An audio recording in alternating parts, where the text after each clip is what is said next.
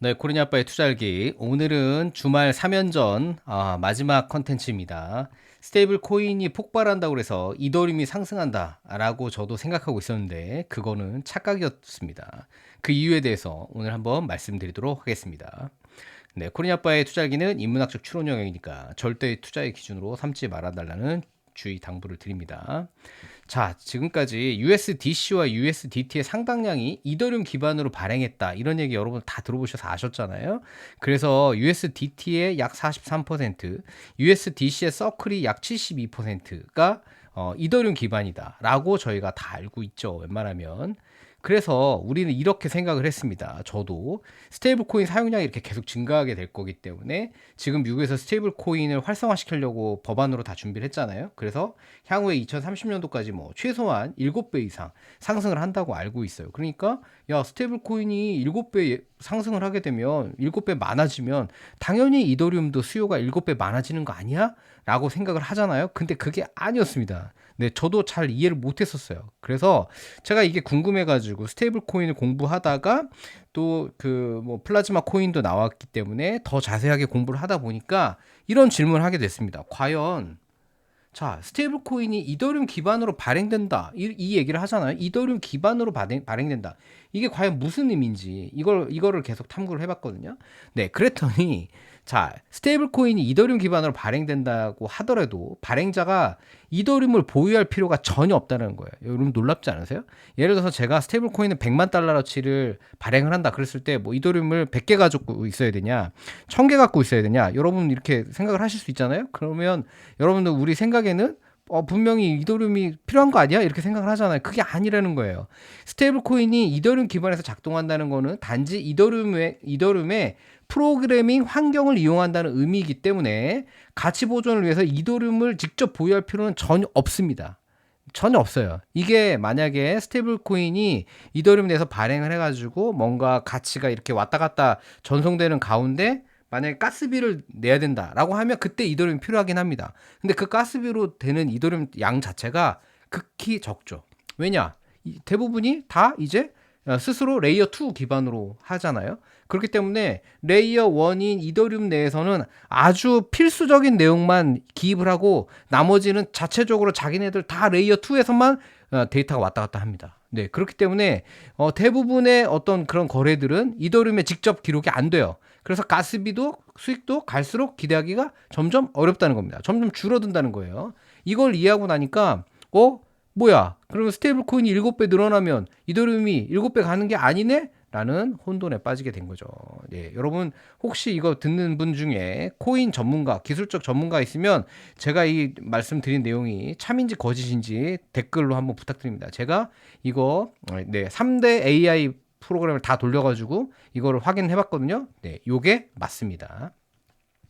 자, 그리고 스테이블 코인에 대한 또 하나의 오해가 있었는데 지금까지 스테이블 코인의 이자 지급을 금지한다는 의미를 저도 이거를 제대로 이해를 또 못했었습니다. 이게 뭐냐면 미국 증권법에 의해 가지고 스테이블 코인을 발행하는 발행사가 스테이블 코인을 USDT를 내가 갖고 있다고 해서 그걸 이자 지급을 하면 이게 상품이 아닌 증권으로 해석될 여지가 있기 때문에 이자 지급이 금지된 거예요. 그러니까 발행사가 이걸 가진 USDT나 USDC한테 이자를 지급하는 건 불법입니다. 그렇지만 이 스테이블 코인이 상품인 이상 제3자, 즉 바이낸스나 비트겟 같은 데다가 내가 이걸 빌려주고 그다음에 그거에 대한 뭐 대출 서비스의 일환으로 이자를 지급하는 행위는 가능하다는 거예요. 담보로 이렇게 하는 거에 대해서는 가능하다는 거예요. 그래서 실제로 지금 제가 해외 그 뭐 비트겟 같은 걸 쓰고 있지만 USDT든 USDC든 맡기면 이자를 줍니다. 불법이 아니라는 거예요. 이것도 제가 정확하게 이해를 못하고 있었던 부분입니다. 수정할게요. 자, 그렇다면 뭐야? 그러면 우리 이더리움한테 지금까지 속은 거야? 야, 앞으로 스테이블 코인 본물이 터지면 이더리움이 뭐 몇 배 갈 거라고 했잖아. 네, 이렇게 생각할 수 있습니다. 충분히. 네, 그러면 다시 한번 생각해 봐야 돼요. 야, 그렇다면 이더리움의 진짜 기능과 가치가 뭐야? 네, 이더리움은 공부를 해보니 커런시가 아니에요. 네, 머니도 아니고 커런시도 아닙니다. 커런시가 뭡니까, 여러분? 화폐가 유통되는 과정, 네, 주고받는 교환의 가치, 교환의 대상이 아니라는 거예요. 이 부텔리니키 뭐라고 했습니까? 우리는 네, 희소성의 원칙으로 돌아간다고 그랬잖아요. 그렇기 때문에 얘는 디지털 캐피탈이나 에셋으로 봐야 돼요. 예, 무슨 얘기냐? 이더리움 네트워크 거대한 어떤 그런 디지털 경제 공장에서 그런 걸 생산해내는 하나의 자본이에요. 예, 그걸 통해서 다른 어떤 가치들이 이거하고 패깅이 다 되죠. 그래서 이게 총체적으로 네트워크의 보안과 유지를 담보하는 담보 자산으로 네, 이더리움이 활용이 되는 겁니다. 네, 그래서 이더리움 없이는 이더리움 생태계가 뭐 돌아갈 수가 없는 거죠. 그래서 이게 단지 교환의 수단이 아닌 거예요, 이더리움은. 네, 그래서 생산과 투자의 의미를 내포한다. 즉, 이더리움이 기반으로 디지털 생태계가 커지는 겁니다. 사이즈가 커지는 거예요, 볼륨이. 예, 옛날처럼 그냥 도로 하나가 아니라 이더리움은 어떻게 보면 큰 거대한 공항이 되는 거는 거죠. 그 여기에서 수많은 비행기들이 뜨고 지고 하는 거예요. 네, 그래서 또 하나, 네, 전 세계 자산 토큰화 시대에 RWA가 되면은 이제 이더리움은 디지털 등기소의 역할도 수행을 하게 되는 거죠. 뭐 우리가 뭐 싱가포르에 있는 아파트도 살 수 있고 뉴욕에 있는 아파트도 살 수 있죠. 뭘로? 이더리움으로 살 수 있는 거예요. 네, 그런 걸로 했을 때 거기에다 자격증명을 딱 해가지고 야 이거 누구 거야? 이거 코리니 아빠 거야?라고 하면 전 세계 모든 사람들이 뉴욕에 있는 아파트 저 하나는 코리니 아빠 거야. 이렇게 딱 자격증명이 되는 거죠. 네, 그래서 스테이블 코인은 그 인플레이션 화폐인 달러 기반이라는 게 특징이죠. 무슨 얘기냐? 스테이블 코인은 가치 척도나 교환 수단 측면에서 매우 강력하죠. 왜냐하면 달러랑 1대1이니까. 그렇지만 달러 가치가 하락할 경우에 스테이블 코인의 가치도 하락하게 되어 있습니다. 당연하죠. 매년 미국은 달러를 찍어내죠. 엄청난 양을 찍어내죠. 그렇기 때문에 앞으로도 달러를 찍어낼 거예요. 그래서 스테이블 코인의 가치는 오랫동안 갖고 있으면 가치가 떨어지게 되겠죠. 하지만 자국 통화의 안정성이 매우 취약한 제3세계, 뭐 남미라든지 터키라든지 뭐 기타 등등의 나라의 경우에는 자기 나라 국가 화폐보다는 그런 저장 수단으로서도 기능할 것으로 예상이 됩니다. 그렇지만 이더리움의 진짜 가치는 뭐냐? 인플레이션 해칭 기능이에요. 바로 인플레이션 해칭할 수 있는 자본이다. 자, 설명을 한번 드려볼게요. 제가 극단적인 가정을 한번 해보겠습니다. 자, 극단적인 가정으로 연간 이더리움의 가스비가 0원이다 라고 가정을 하죠. 가스비가 하나도 안 들어온다고 가정을 할게요. 그 다음에 연간 이더리움 스테이킹 이용자가 50%다.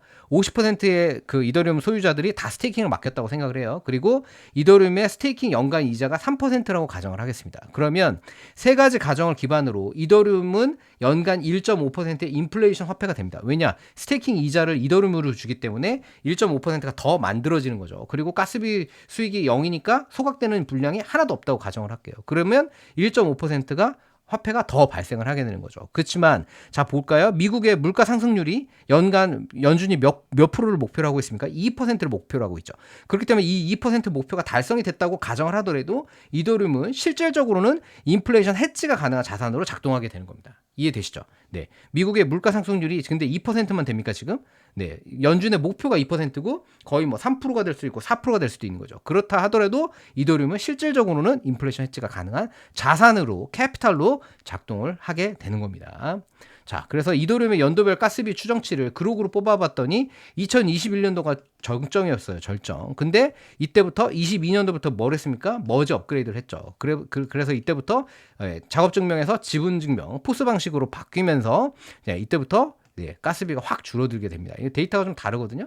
네, 다른데 이제 제미나이 딥싱크에 또 돌려봤어요. 제가 항상 크로스 체크를 해봅니다. 그러면 2023년도하고 2024년도는 비슷해요. 24억 비슷하죠? 근데 22년도 데이터가 좀 다르더라고요.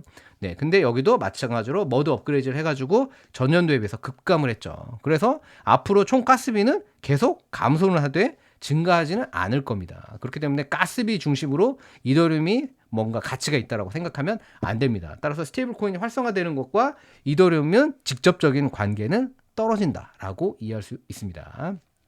자, 또 한 가지 이더리움의 매력적인 부분이 이거죠. 네, 얼마 전에 언더스탠딩을 보니까 너무 빠른 양자컴, 비트코인도 위험합니다 라고 해서 양자컴이 생각했던 것보다 엄청나게 지금 발전 속도가 빨라지고 있다는 거예요. 근데 뭡니까? 사토시는 사라졌죠. 그래서 비트코인이 만약에 양자 저항이나 이런 걸 하려면 내부의 네트워크에 이제 동의를 이끌어야 됩니다. 근데 이 과정이 결코 순탄치는 않을 거예요. 왜냐? 그 방법론이 한 가지가 아니거든요. 양자컴에 대해서 어떻게 대응할 거냐? A는 이렇게 가자, B는 이렇게 가자, C는 이렇게 가자 하면은 통일이 안 되는 거죠. 그렇지만 이더리움엔 누가 있습니까? 비탈릭 부텔린이라는 리더가 아직도 건재하죠. 그렇기 때문에 양자 저항에 대한 방법론이 하나로 뭔가 대안이 나올 거라고 저는 기대를 하고 있습니다. 자, 오늘의 결론. 스테이블 코인 시장이 성장한다고 해서 이더리움의 가격이 저절로 상승하는 것은 아니다. 네, 이게 맞습니다. 여러분, 혹시 제 주장이 잘못되어 있다면 댓글로 명확한 근거를 통해서 한번 댓글을 달아주시면 감사드리겠습니다. 자, 그럼에도 불구하고 저는 이더리움의 가치가 계속될 거라고 믿기 때문에 1국민 1이더리움 갖기를 외롭고 진지하게 한번 가보도록 하겠습니다. 오늘은 진지하게 킬리만자로의 이더리움 한번 불러보도록 하겠습니다. 바람처럼 왔다가 이슬처럼 갈 순 없잖아. 내가 산 흔적일랑 남겨둬야지. 중간 생략하고 묻지 마라. 왜냐고 왜 그렇게 높은 곳까지 오르려 애쓰는지 묻지를 마라. 네, 이더리움 우리가 거래한 모든 산 가격 흔적을 다 남겨야 되죠. 그리고 또 하나 왜 오르는지 묻지 마시고 한 개 정도는 구매를 하시는 걸 권고드립니다. 권장드려요. 오늘은 여기까지고요. 다음 시간에는 경제 전문가가 크립토 경제를 진심으로 받아들이기 어려운 이유에 대해서 한번 분석해 보도록 하겠습니다. 오늘도 경청해 주셔서 감사드립니다. 즐거운 주말 되세요.